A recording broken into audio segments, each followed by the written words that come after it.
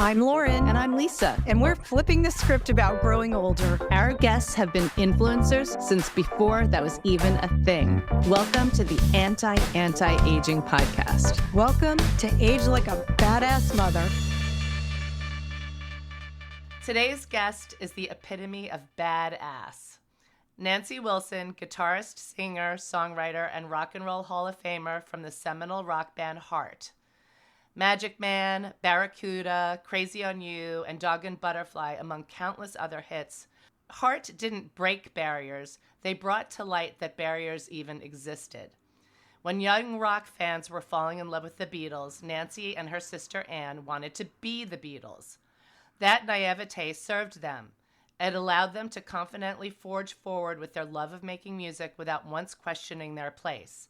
It was only upon their journey they realized they were women rockers, and for decades have sidestepped the misogyny of the music biz, bucked the musical trends, and remained relevant and securely stationed in their place on the pantheon of rock legends. Whoa. I feel really good right now. Oh, good. Wow. We're off to a good start. Here's $20, man. I won't tell anybody that the check's in the mail. Yeah. Nancy recently released a beautiful solo album, You and Me, paying tribute to some of her favorite artists. Over the decades, she has partnered with and championed dozens of musicians and bands who have followed in her footsteps. Nancy is also a mom, a wife, and preparing to embark on the 2024 Heart Tour. So we are thrilled she's made the time to chat with us today. Thank you for being here, Nancy. I'm very happy to be here and see you again and meet you and be part of this, the coolest title for any podcast I've ever heard of. Then thank you for the glowing introduction. I mean, as a matter of fact, doing this right now is really a good time to do it because just this morning, the deal is hereby signed by me and Anne both for the 2024 Heart World Tour. So Congratulations. we're really doing it. It's really happening. There's no question marks left to question. So we're, it's on the rails as of today, and I can talk freely about it. Oh, fantastic. Well, Yay. Yeah. we have so many things we want to talk to you about, and we're going to try to not keep you past the hour. But I'm going to start just because, Lauren's like, how do you know Nancy? And so just before the pandemic, our friend Eric Tesmer, who's this incredible guitar player in Austin. Amazing. My husband David and I were still living in Austin at the time. And my husband and I had a music studio, Clubhouse Austin, that David had cultivated over the years. So Nancy and Eric had met and connected at some private event. And so David and Eric's manager had made arrangements for Nancy and Eric to work on some songs together. So we brought David and Jen brought Nancy to Austin, and they picked a couple of really fantastic songs and worked together in Clubhouse Austin together. Yeah. And that was incredible. That was right before the big shutdown, too. Before. In fact, David was just saying March 13th was when, stuff was supposed to be released, and that was the day of lockdown. Oh, that's right. Yeah. That's right. It was right at my birthday is the 16th, and I remember, the same thing. Like, everything just stopped, including new music, including your life, any tour plans, or any other. Well, you're not going to go into a recording studio for who knows how long, or do any other music, or walk out your front door for that matter, because at that point, way before there were vaccines, made, it was really scary. It was the scariest thing because you didn't know enough about anything to know if it was safe to breathe the air or touch a package that had been delivered to your house. Oh my gosh, people were washing their groceries. Sanitizing everything. Yes, really nice to look back and be fully vaxxed for everything all the time, like we used to as kids. Well, and you're probably even more cognizant of that now because, when you go into venues, you're like in there with packed people. So Yep. that's like kind of a big deal for you. Yeah.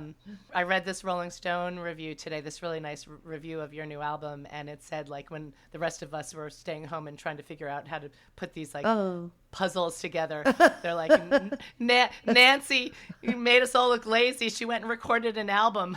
Yeah, well, I didn't know how. I've always been like in a professional studio with professional studio engineers and producers, like your husband, who's one of my favorites all time. And so my girlfriend helped me. She's sort of a tech head. Is that Sue Ennis? No, it was my friend Julie Bergman, actually. So she's a writer, and she's actually also a private investigator. She's and a guitar player. So she figured out how to use this 4-track little interface with my good mics that I already had sitting around and my good amps that I had sitting around in a room that when we first moved here to Northern California. I finally got my very first ever studio space, all my own, where I could leave shit out, let the mess be what it is. You know, I know where everything is because I left it there. You know, nobody's gonna mess with my mess, and so she figured out how to hook up the mics, and we just made I was writing songs anyway because I got really sick of the 2,000-piece jigsaw puzzles really fast. The one I was doing was Ruth Bader Ginsburg, and it was too many black pieces, like A lot of black. the robe goes on for her robe. But then she had was that weeks of the the collar robe. broke it up though, huh? Yeah, the collar. I was like, I got the collar, and then after that, the robe. No, not the robe. So you recorded in your house. Yeah, In her home studio, it's our new house that we just had moved into. Left Topanga Canyon, having worked in LA a long time, for the Northern California coast, basically, because I always wanted to live up in these parts, because there's enough Seattle about it, where I grew up, but not too much LA about it. So it's the perfect balance between the nice rainy Seattle, clean. Well, and you were born in San Francisco, right? That's true. Yes, I was. Yeah. And So you kind of came home in a way. So came home very much with where seasons happen and stuff like that. So I got a new house with a room in it, which was a 2-room apartment over a garage, not connected to the house, with its own entrance and exit. So right next to the house, and easy to go up the stairs and just get lost, and let time just slip through. And so I did a lot of singing and writing and Zooming with various other musicians and meetings, and trying to play songs with people remotely and write songs and record albums with files just flying everywhere, and notes, and then more notes for the bass part file, and then more notes to the bass player, and then sends back another file to have, I'll go with that one, So it was. Oh my gosh, that's a crash course in technology during the pandemic for you. I really have a phobia about trying to run digital gear. I don't know. I'm really not the Chrome thing is like, to You're me, not but- alone. Yeah, you're not alone. Yeah.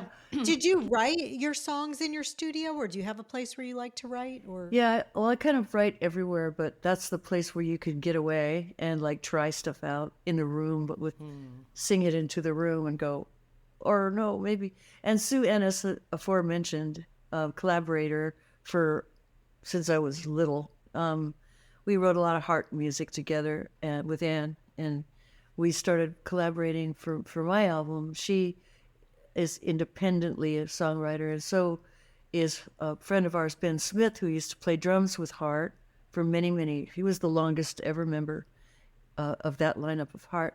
So Ben has some good writing chops, and I had some stuff, and we put stuff together from what they had and what I had, and work together. Well, I love that track that you and Sue wrote together. That it's the title The track. I think, the title right? track. Yeah. Yeah. It's beautiful. She lost her mom before I lost our mom. And she had written a song called, it was the same melody, basically, the same kind of a song. It was called Follow Me.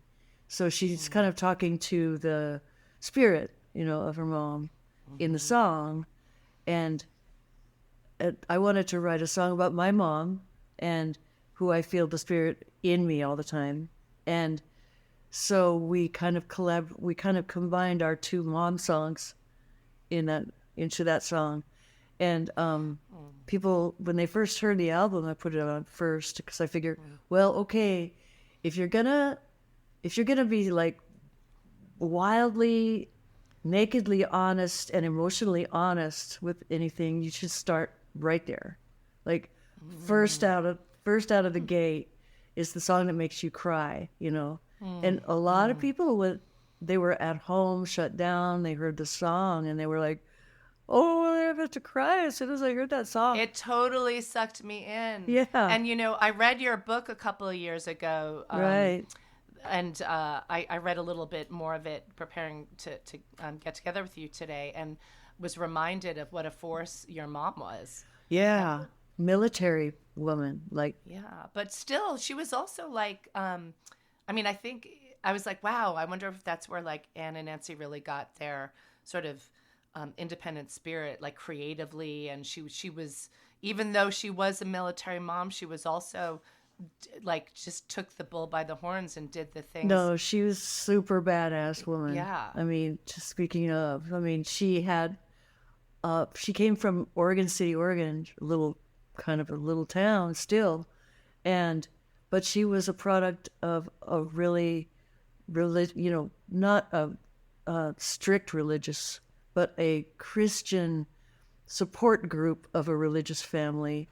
And her dad was the Irish tenor in their local choir, the church that they would just walk over to, in their neighborhood. And all of us grew up with aunts and uncles and cousins together, and ukuleles and singing and hootenannies and harmonizing, like you guys with your clubhouse, I just was like, oh, this is like my youth. I love the clubhouse vibe because it's, anybody with a guitar or a piano or just a voice or, or any kind of ham bone thing they want to try to do, it's right up my alley for sure. And my mom was a big ham bone. She would go to costume parties with a beard, like a shadow and a hat and a cane and a man's suit, and be Charlie Chaplin, which was that was kind of her Beatles, The comedy of Charlie Chaplin was her Beatles. I didn't think we'd get to it this soon, but I know that Lauren was wanting to ask you about an even more distant female relative.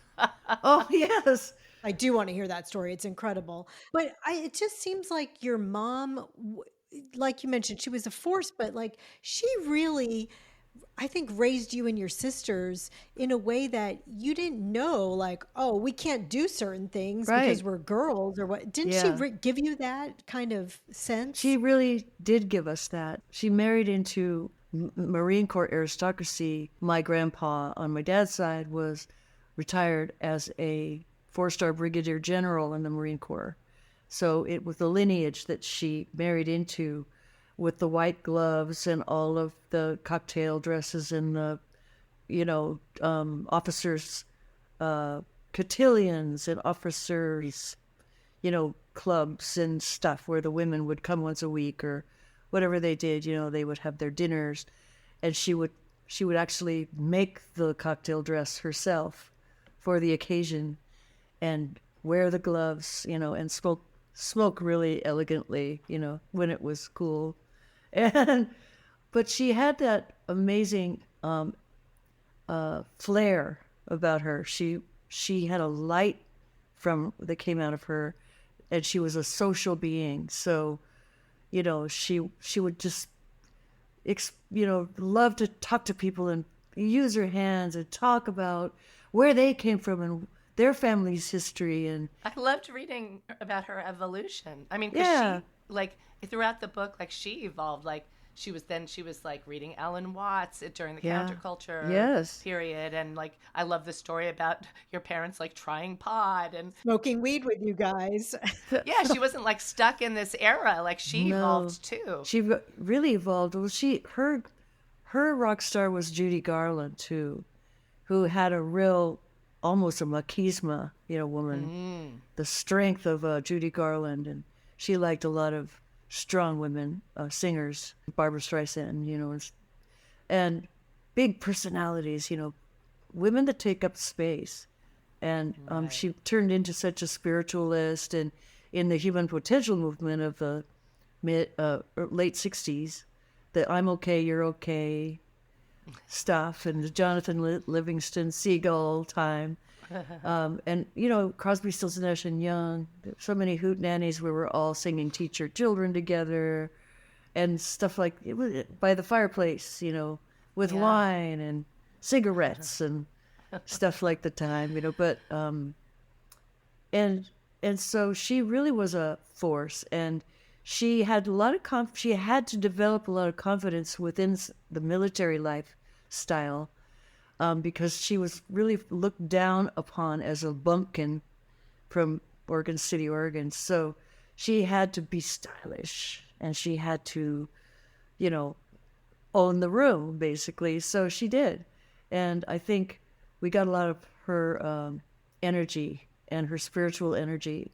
And it's more like the dad. I'm more like the mom in our family. Is there anything that you learned from watching her age? Well, she aged gracefully. Oh, yeah, we're talking about that, too. Yeah, there's that. There's age, the big scary topic of age. Yeah, I'm looking at 70 like this month, and I'm like, really? Wow. Oh, yeah.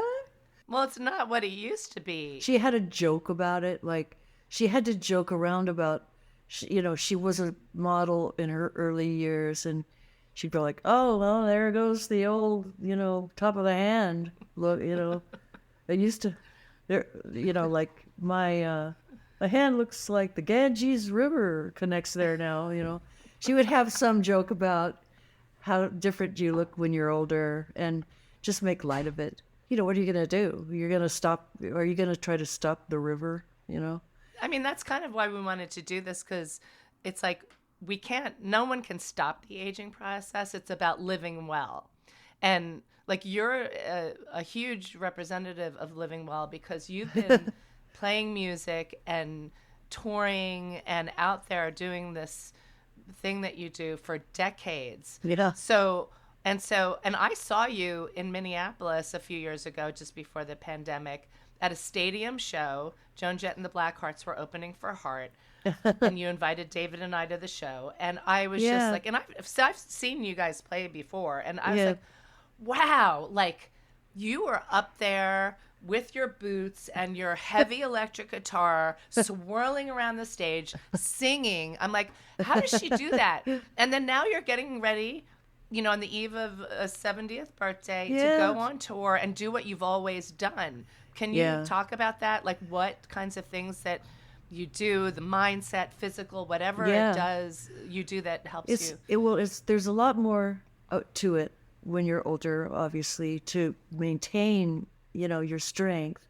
Like I'm strengthening, like every couple days I go and I strengthen with weights, and I breathe and I stretch and I do, plank, and I do, I don't do a lot of cardio type stuff. I like weight bearing and working with, and if you're in a hotel a lot of the time, you've got gravity, if you know what to do, how to use it, or how to resist gravity by using gravity to your benefit.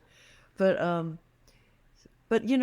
haven't been drinking it at all for a while now, just by choice to feel better when I wake up. And, I like a good party. I've had a lot of really good parties along the way, some of them with you guys. But right now I feel like I'm in training. In April, I'm going to be out for like 20 shows and then a break.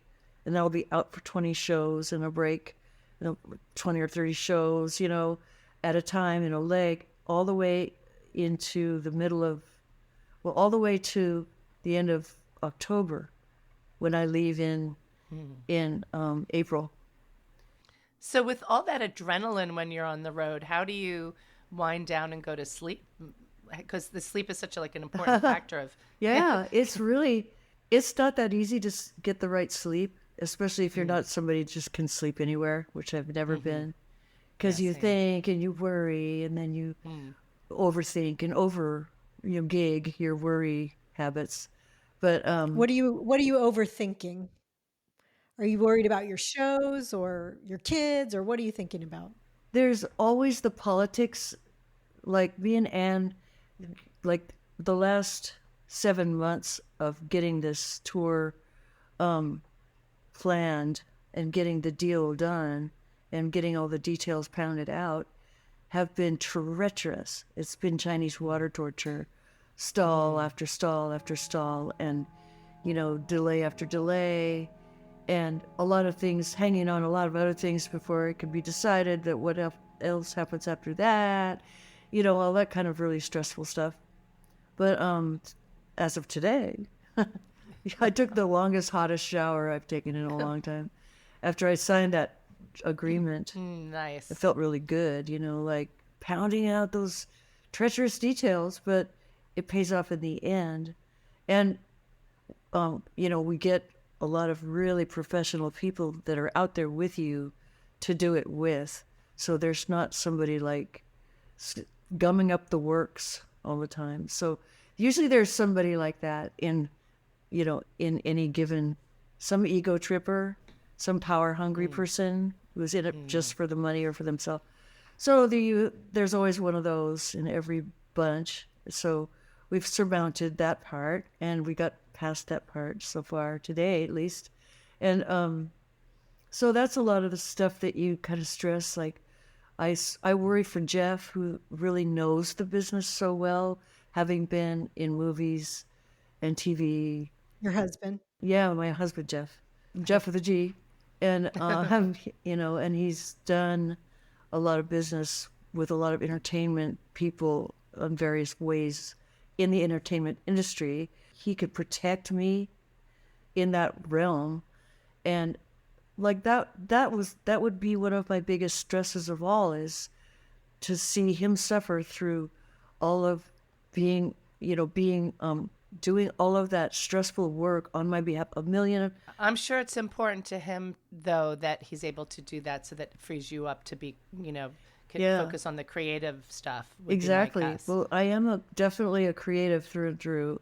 I'm really pretty clueless about the reality of how it's really supposed to happen business-wise, Seems like you've done okay. Well, we've managed. There's been some really good people along the way that helped us. Can you share some of like how self-care has evolved over time? Yeah. Like you mentioned, like a hot shower and strength training, but even just like mind's practices or anything that helps to keep you feeling vital and good. Well, it's really kind of how to try to quiet your mind some of the times. And I like to do yoga, and I like to lie on the floor and sink into the earth kind of stuff. Shavasana. Yeah, Shavasana, exactly that. And just kind of lose your selfhood for a while and just try to feel like you're an animal on the planet, that's breathing without all the other stuff to worry about. And well, we often forget we breathe. I mean, we take that for granted, don't we? Don't forget to breathe. So connecting with that is a big deal. There's a song I still want to write called "Breathing Lessons."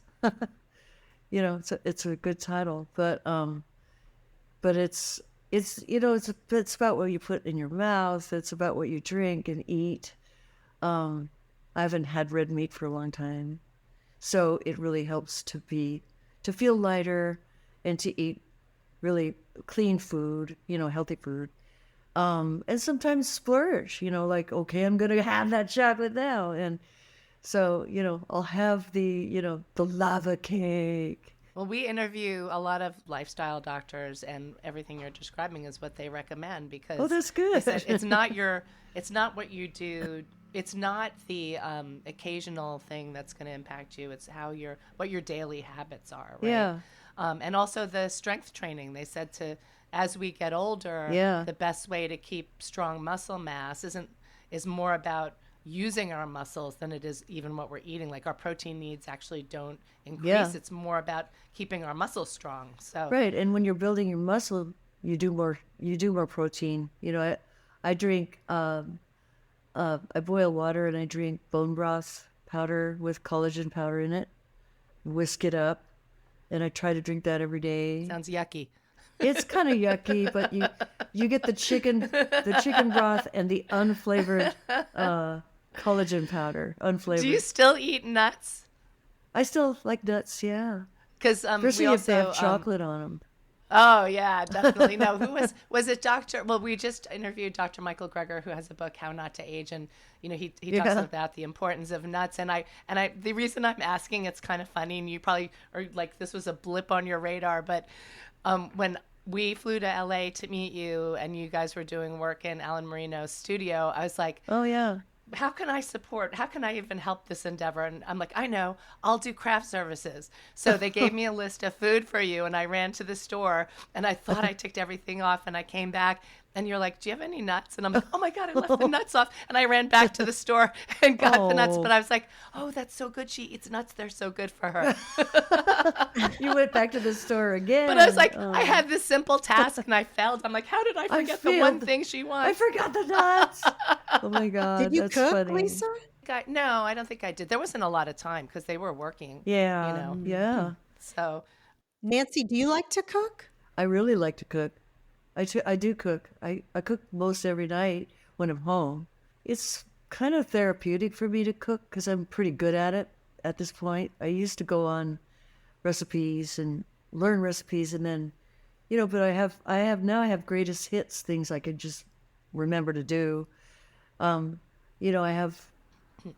written a few cookbooks just for the family over the years for Christmas, like, here's my world famous, French chicken. Here's my world famous Caesar salad, do you get like a personal trainer or anything? Yeah, I just did hire a personal trainer for the first time. I mean, I've trained a lot without a specifically personal trainer. But, when you're traveling, like I'm planning to pack one of my 2 wardrobe cases for the road with workout stuff, like the mats, the yoga mats that are larger, the massage chair for the actual makeup dressing room area, so the body worker can come and just do your neck and shoulders and arms and your hands, because my hands need a lot of help. I mean, they're doing fine, but that's going to be a lot of work for my hands. Well, and if you're playing guitar, especially acoustic guitar, and I don't use light strings either, so it's like, whoa. So I want to bring the conversation back to our topic of being aging like a badass. Is like you were married before, and you have 2 grown children. Yeah. And you're now remarried, and you both married with grown children, and you're still friends with your ex. And so I guess what I'm curious about is like, how have you managed or evolved relationships over time from when you were younger as you get older? Have things changed for you? Yeah, I mean, there's eras in your life, like when I think of my 20s, I feel like that was a whole different person then.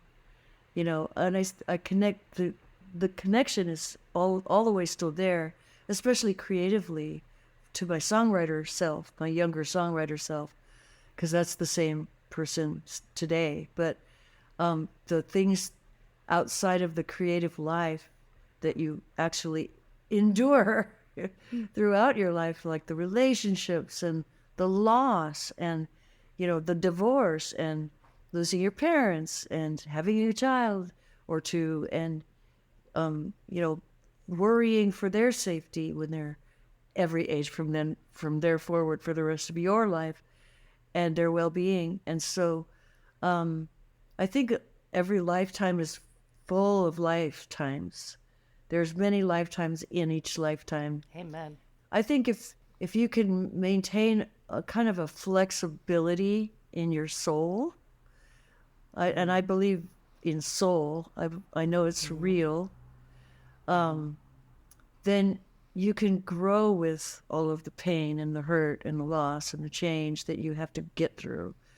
So I think it's all food for your soul to get older, wiser, and stronger. So like using those lessons to grow rather than like clinging to mistakes. Right, rather than you kicking yourself for being a fool or not knowing better, or why did I ever marry that? Or why did I let myself lose that relationship? Was it my fault? All that stuff that usually, like with a divorce, you know, I mean, I cried every day for a couple of years over that, my first loss of a marriage, because we had kids. I saw how it worked on them, how hard it was for them. And I thought it could be fixed, and it wasn't really fixable. So I hung on too long, you know, all that stuff. But then there was one day I came out the other end feeling like I could let go. Okay. It was like 2 years, but I could let go of that. And then I can even think of allowing myself to feel like I might have another chance at another relationship even, which is really doubly difficult for somebody like me. When I was 58 is when mutual friends kind of said, hey, you should go to dinner with that Jeff Bywater, you know, because he's like the best mensch in the business, is how it was put to me. And it's like, okay, well, this was my manager at the time, Carol Peters. And she said, you should go out with him. And I said, I can't date. I can't go on a date. I'm 56. I've been married for 23 years, whatever it was. And she's like, yes, you can. And so I'll go with you. And so I had my first date with She went on the date. with my manager because I was so scared. I was so fucking scared to be vulnerable and to risk it, you know. Did you hit it right off with Jeff? Yeah, I had actually met him at a meeting before with Carol, because I was trying to get pregnant for a long time doing in vitro stuff. And we had a meeting about getting music into television because I was at home instead of on the road. So we hit it off. So I kind of remembered him, and I remembered he was cute and really nice, funny, and like a dad, a cool dad, you know. Talked about kids and dogs, you know. So I kind of, I was just able to barely trust the situation enough to go out with my manager to dinner. And the second date was with my lawyer.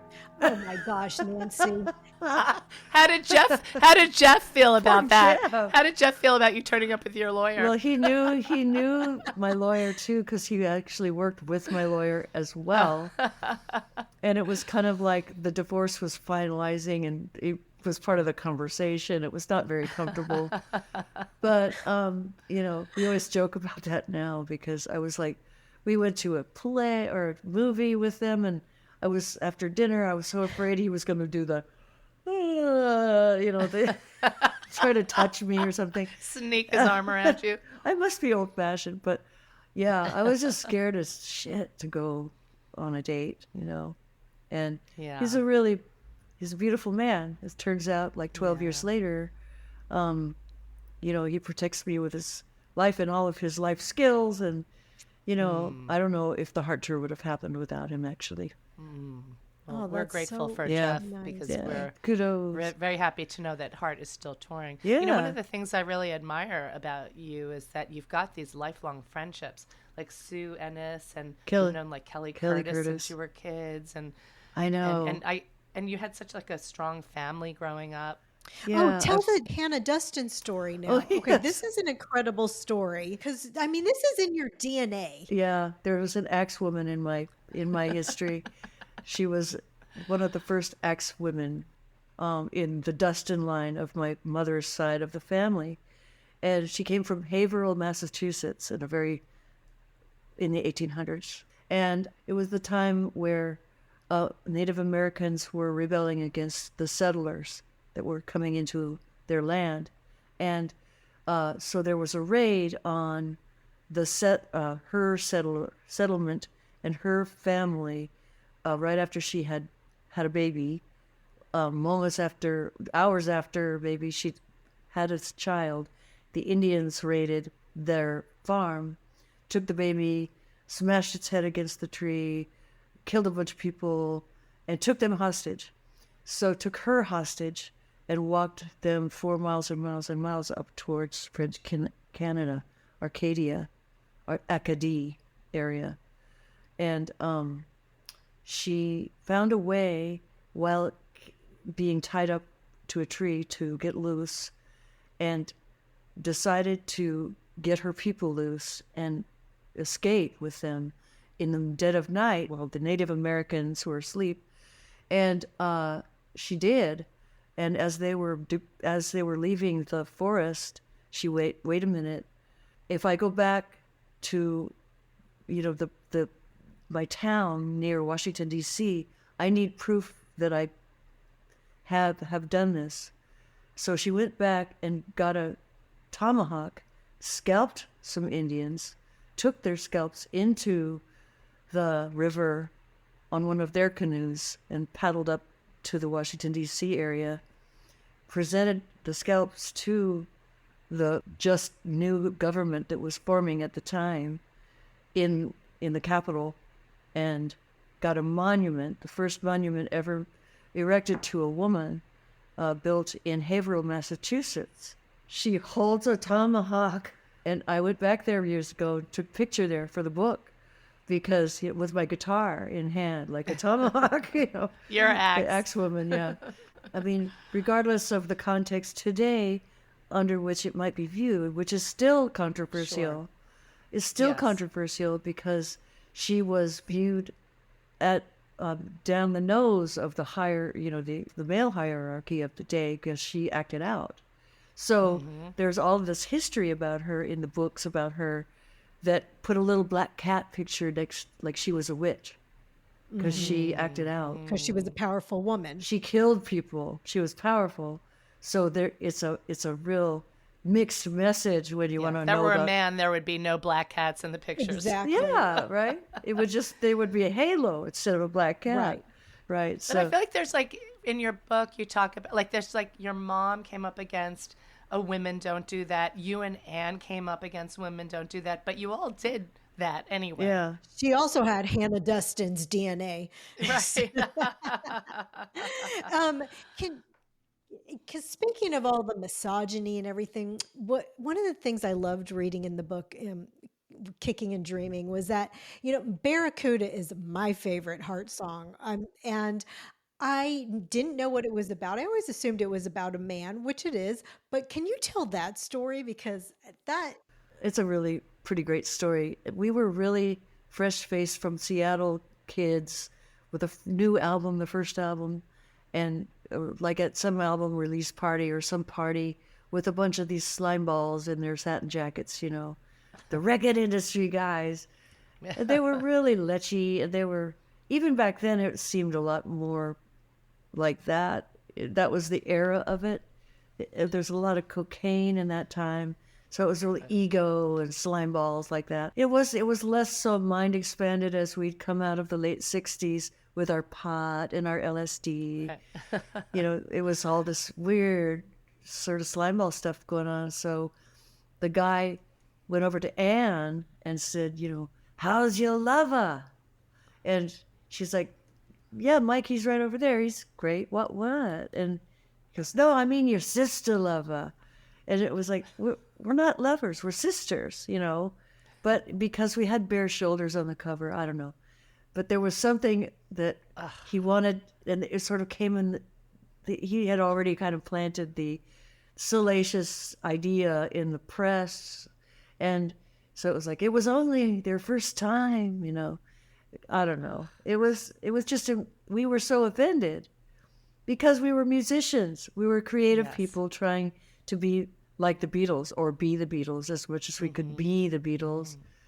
And it was so like, it was such a belittling insult that we would be slime balls and sexy slime balls and try to get attention that way, that we were not credible as artists. So we had our artistic integrity was very ruffled at the time. And, we kind of got more used to it later, but we were so offended. And that's when Anne went and wrote the lyrics to Barracuda.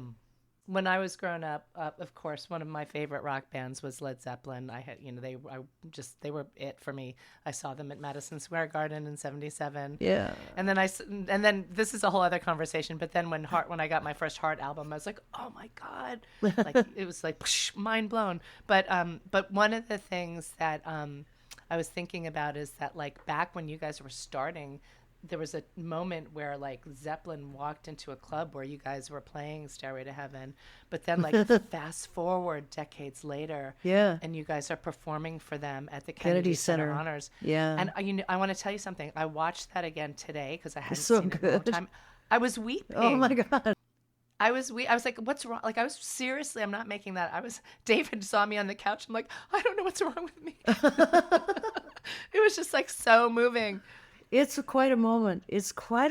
Not to mention the fact that we were huge Zeppelin fanatics the entire time and channeling Page and Plant on our own stages, as well as trying to write songs like them and coming off like them and looking kind of like them, until we got our perms and stuff. And, but having Jason Bonham that day on the drums, who was the son, obviously, of John Bonham, their original drummer who died, with a bowler, like John would wear, doing that song that they did with him, and then all of the reveals and reveals and reveals, opening out to the back of the building with, might as well have been a pipe organ too, it was everything and choir, everything else. It was so well crafted that the way that they musically directed that it was the finest. It was the finest, one of the finest moments I can remember being part of. Thank God I didn't screw it up. Were you nervous? Yes. Were you? Because what I was thinking too, it starts with just you and Anne on the stage. Yeah, I just play the guitar part by myself. Were you? And you were playing the guitar by part myself. Just no pressure. And I was like, oh my God, she must have been terrified. Totally. Because we had one rehearsal the day before, because it was December, and the one rehearsal we had was the day before, and we were on the road, so we didn't get more than one. And we got into town. We went straight to the rehearsal space. Everybody doing the show, working the show, were all volunteers. It's a benefit show, to benefit the arts. So standing outside waiting for a ride, my hands froze because it was December in DC.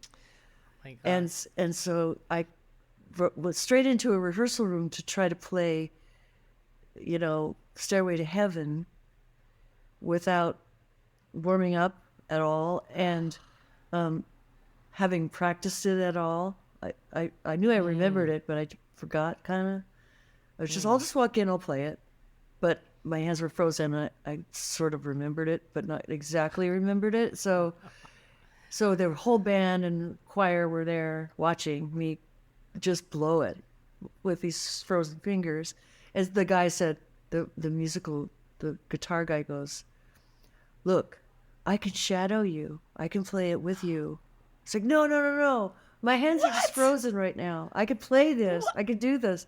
So I was like, no. So, I had to I had to do it on my own by myself. That when the time came the next night. So you were still dealing with that shit because he wouldn't have done that if you were a guy. Well, I mean, it was nice of him to offer because they don't know if I could do it or Yeah. not.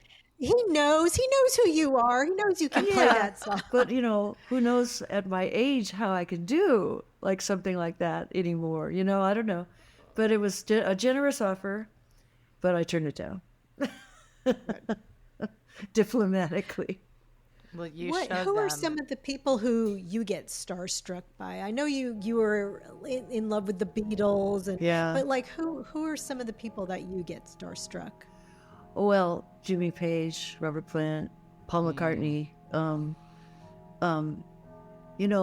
I get starstruck by Elton John, by Bernie Taupin. I just finished his book, which is amazing, because of the creative collaboration there, and those songs are so deathless.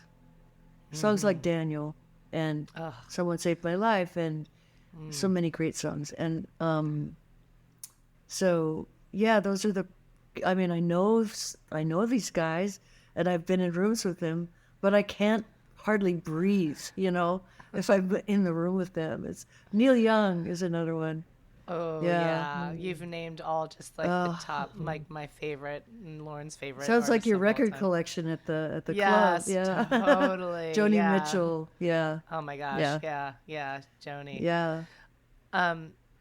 Well, so we don't want to keep you too long. I know we got started a few minutes late. It's okay. No problem. We were talking, and we haven't really been asking a lot of standard questions, but I was thinking a good question to ask you, like knowing everything you know now, what advice would you give your younger self? I always like that question because even as my younger self, even as a kid younger self, I thought of my older self a lot. Like, I looked at older people and I thought, what they must know that I don't know yet. And so I had a respect for my older self already as a younger self going forward, towards it. And so I couldn't tell myself then, but now I can tell myself, my younger self, to be super careful with imbibing, altering your state of mind, especially after the 80s. Yeah.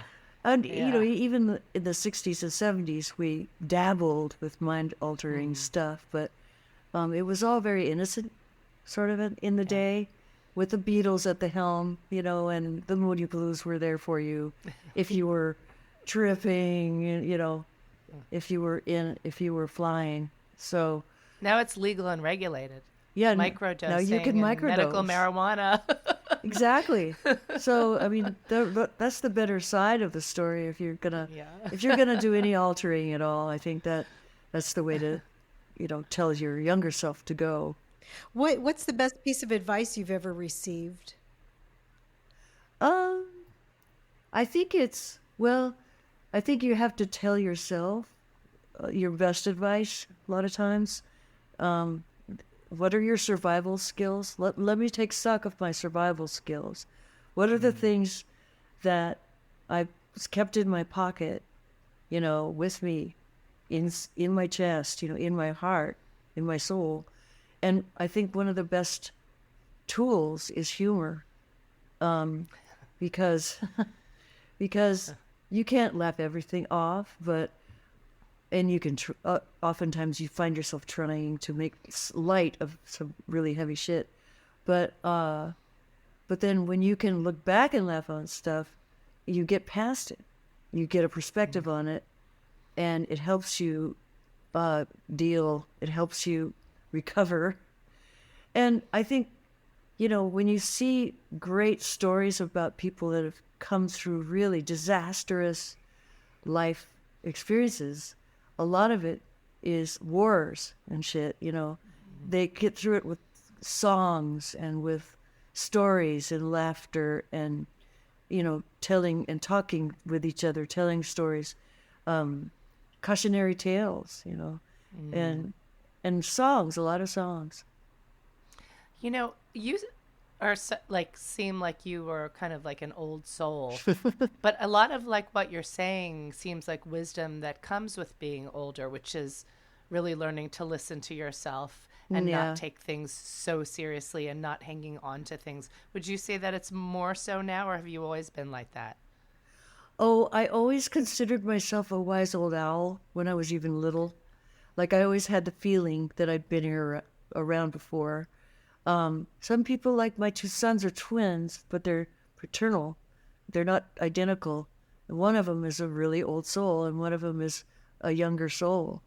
And one of them is really interior, and one of them is more, outgoing. One of my sons just did the ceremony for a wedding I attended over the weekend. He was the minister. So, I was really. Was that Jeff's daughter? No, Jeff's daughter, yes, got married to her girlfriend, actually. Oh my gosh, that is beautiful. Like, so they'd it's like known each your other two since families. school. Yeah. Oh my gosh, And that your is son beautiful. did the ceremony. Yeah, so That's my so son nice. did the ceremony for his kind of adopted bigger sister, Julia, who got married to her girlfriend, who she's loved for most of her life since they were teenagers together, but they both had to kind of figure it out for a long time before they decided to be a couple. But you love who you love, and I'm all for love. Oh man, what the world needs now. Yes, sing it, Nancy. Yeah. Oops, copyright. Oops. I love that. And I love what you're saying about, souls and old souls and believing you've been here before. Yeah. I always, I don't know if I've told this story on our podcast before, but when I met my husband, I was 15 years old. He was 20 at the time. And I went to interview. He was my boss at my first job. And I walked into this interview. And when I saw him, it was like I was in a tunnel, because I was like, I feel like I have known him in a million lifetimes. That's so cool. It was the weirdest thing. That's and I was like, cool. I loved believe him it. before I said one word to him. And I was like, I'm marrying him. I loved him. And I felt that way That's so about, great. another friend Yeah. of mine. But that's how I was like, I know I've been here before. That's how I felt when I knew that I loved Jeff. It was like this was written in the stars. This is really meant to be. This was preordained. And the image of you thinking about your older self and what you don't know, because most of us were like, we know everything. Like on my teenager, but you were like thinking I about was like 12, and I was your thinking, older, wiser self. I was thinking it like when I turn 30, I'm gonna smile at myself as a 30-year-old right now. So I went, and then when I turned 30, I remembered it, and I smiled at my 12-year-old self, just like for the goof of it. But I love that. isn't that cool? Like, I see a there's self-help book in your future. maybe I could make some coin, Yeah. No, seriously, bank. that's what I mean. Like so much that I've read about you and so much I know from talking to you, I'm like, that's someone who's like had that sort of inner beingness for a very long time. So. Well, that's being a songwriter, I think, too. And the love of great songs and music and doing music, being around music, cherishing the great music we have that we're lucky to have. Like the songs I did with Eric Tesmer, to go back full circle, like we worked on at the club house. That was so much fun to do. And right now I've got a couple extra songs kind of loosely done that I want to put, like, I'm trying to figure out a way to offer them up as at my merch booth on the Heart Tour. Like, so I'll talk to David about that too. Like maybe putting some of the songs I did with Eric, offering them up as merchandise on the tour, on the Heart Tour. Are you coming through Austin on your tour? Because I really want to see you. Does Austin have electricity? Yes, we'll be there. we do. And water. And water. Everything. Yeah, they might have a washer and dryer at the arena. Yeah. They're still on the grid. So They're still on the grid. Well, thank you, Nancy. Yeah, Nancy, this was such a pleasure to connect with you in this way. You too. Absolutely. Really fun. I could talk about myself for hours.